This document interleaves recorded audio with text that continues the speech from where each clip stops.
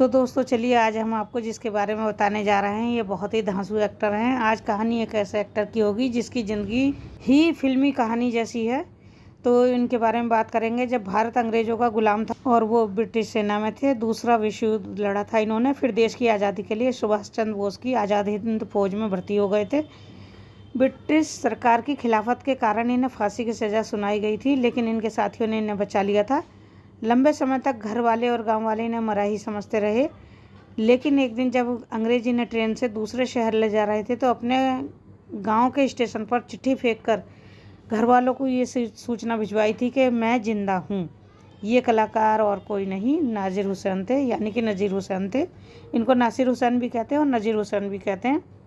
नज़ीर हुसैन ने करीब 500 फिल्मों में काम किया था। यही वह इंसान थे जिन्होंने भोजपुरी सिनेमा की नींव रखी थी। इन्होंने ज़्यादातर पिता, दादा और चाचा जैसे रोल ही फिल्मों में किए हैं। 500 फिल्में देने और भोजपुरी सिनेमा को शुरू करने के बावजूद इन्हें कभी कोई सम्मान नहीं मिला। चलिए और जानते हैं इनके बारे में। इनका जन्म 15 मई 1922 को उत्तर प्रदेश के गांव मुसिया में हुआ था। इनके पिता का नाम शहबजाद खान, इंडियन रेलवे में गार्ड हुआ करते थे इनके पिता। जब होश संभाला तो इन्हें पिता की सिफारिश से रेलवे में फायरमैन की सरकारी नौकरी मिल गई थी। कुछ महीने बाद फायरमैन की नौकरी से उकताकर इन्होंने ब्रिटिश आर्मी ज्वाइन कर ली थी। उस समय दूसरा विश्व युद्ध शुरू हुआ था, तो आर्मी ने इन्हें जंग के मैदान पर पहुंचा दिया। कुछ समय के लिए नज़ीर की पोस्टिंग मलेशिया और सिंगापुर में थी। माहौल बिगड़ा तो इन्हें वॉर के दौरान बंदी बनाकर मलेशिया की जेल में डाल दिया गया। हालांकि कुछ समय बाद इन्हें रिहा कर दिया गया और भारत भेज दिया गया। भारत वापस आए तो अंग्रेज़ों की गुलामी से इनका मन भर चुका था। 40 के दशक में पहले ही देश में आज़ाद हिंद फौज बन चुकी थी, ये तो आप लोग जानते ही होंगे, जिसकी कमान नेताजी सुभाष चंद्र बोस के हाथ में थी। सुभाष चंद्र बोस से प्रेरित होकर नज़ीर भी इंडियन नेशनल आर्मी में भर्ती हो गए। बचपन से ही नज़ीर को लिखने में महारत हासिल थी, तो इनके हुनर को देखकर सुभाष चंद्र बोस ने इन्हें प्रचार और प्रसार के लिए लिखने का काम सौंप दिया।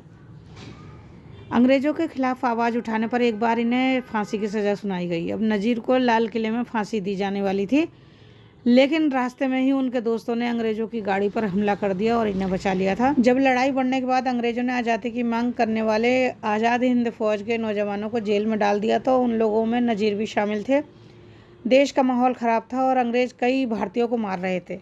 कई दिन तक नज़ीर हुसैन को भी बंदी बनाकर रखा गया था। इनके गांव में और इनके आसपास के गाजीपुर शहर में ये खबर फैल गई थी, अंग्रेज़ों ने नज़ीर को एक एनकाउंटर में मार दिया है। खबर मिलते ही गांव में हंगामा मच गया था और इनके परिवार में मातम छा गया। समय बीतता रहा और घर वाले इन्हें शहीद समझकर रोते पीटते रहे, लेकिन जेल में बंद नज़ीर भी जानते थे कि अगर कई दिनों तक उनकी खबर घर वालों को नहीं पहुँची तो सबका बुरा हाल हो जाएगा। तो उन्होंने अंग्रेज़ों को चकमा देकर घर तक चिट्ठी पहुंचाई। सुभाषवादी दल के भारतीय आवाम पार्टी के महासचिव जो थे कुंवर नसीम रजा खां थे। उन्होंने एक पुराने इंटरव्यू में बताया था कि उस समय गांव वालों ने नज़ीर को जब मरा हुआ समझ लिया था, तो ट्रेन से एक बार नज़ीर को हावड़ा से दिल्ली लेकर जाया जा रहा था। उस समय रास्ते में दिलदार नगर स्टेशन जो था वो भी पड़ता था, जिसकी जानकारी नज़ीर को भी थी। चालाकी के साथ नज़ीर ने अंग्रेज़ों से एक पेपर और पेन लिया और तुरंत घर वालों के नाम एक चिट्ठी लिख दी। जैसे ही स्टेशन आया तो नज़ीर ने वो पन्ना स्टेशन पर फेंक दिया।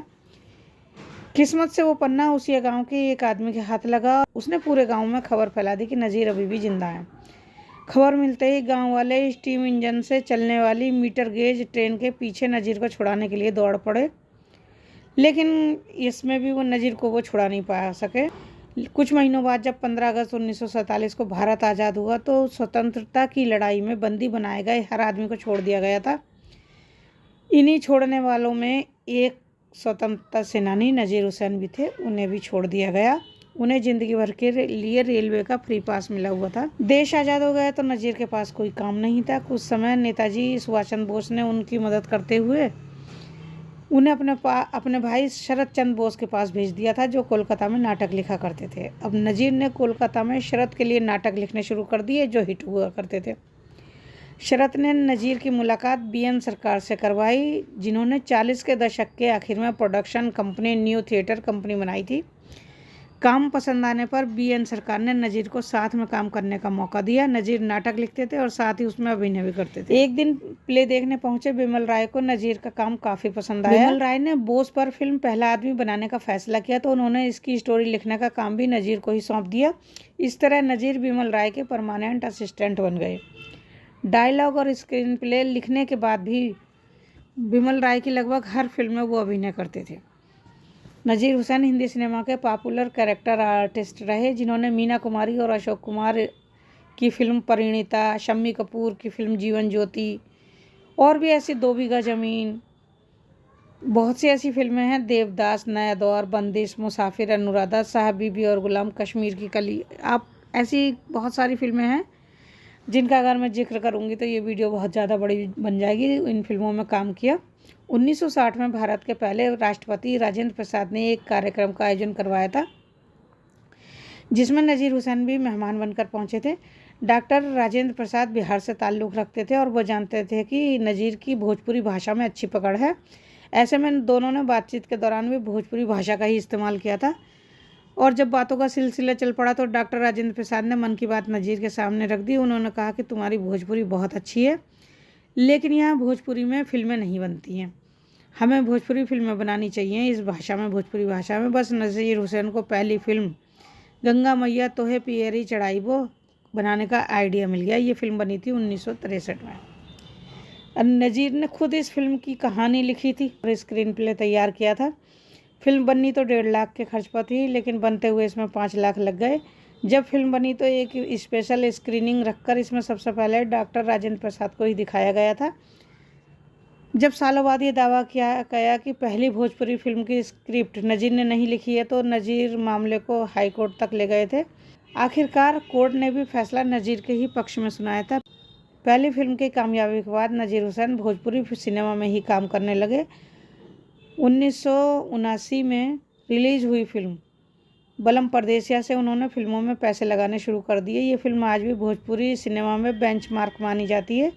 भोजपुरी फिल्मों के साथ साथ नज़ीर हुसैन हिंदी फिल्मों के अमर अकबर एंथोनी, कटी पतंग, द बर्निंग ट्रेन, असली नकली, इन फिल्मों में भी काफ़ी नजर आए होंगे आप लोगों को। इनकी शादी अपने ही गांव की हिफाजत नाम की एक लड़की से हुई थी, जिससे उनकी एक बेटी हैरुनिसा और बेटा मुमताज़ है। बेटी की शादी दिलदार नगर में ही हुई, जबकि बेटा मुमताज़ मुंबई में रहता है। फिल्मों में आने के बाद नज़ीर भी अपने परिवार के साथ मुंबई के मलाड इलाके में ही आकर बस गए थे, लेकिन उन्हें अपने गांव से इतना लगाव था कि वे अक्सर फिल्मों की शूटिंग के लिए गांव जाते और अपने पुराने साथियों से मिलते थे। उसिया गांव में आज भी उनका पुराना घर है, जहां अब स्कूल बन चुका है। नज़ीर को फिटनेस से भी काफ़ी लगाव था। धूप हो या छाँव वो रोज़ लंबी सैर करना नहीं छोड़ते थे। 16 अक्टूबर की रात को ही उन्हें दिल का दौरा पड़ा और उसी रात उनकी घर पर ही डेथ हो गई, यानी उनकी मृत्यु हो गई थी। तो दोस्तों, यह थी जानकारी फिल्मों के भीष्म पितामह नज़ीर हुसैन यानी कि नासिर हुसैन के बारे में। आप लोगों को कैसी लगी मुझे ज़रूर बताइएगा। अगर आप लोगों को वीडियो अच्छी लगी हो और इनकी जानकारी अच्छी लगी हो तो प्लीज़ वीडियो को ज़रूर लाइक कीजिएगा, सब्सक्राइब कीजिएगा चैनल को, और इसी तरह की और वीडियो देखने के लिए मेरे चैनल पर बने रहिए। चलिए मिलते हैं आपसे अगली वीडियो में इसी तरह के किसी और किस्से के साथ। तब तक के लिए नमस्कार।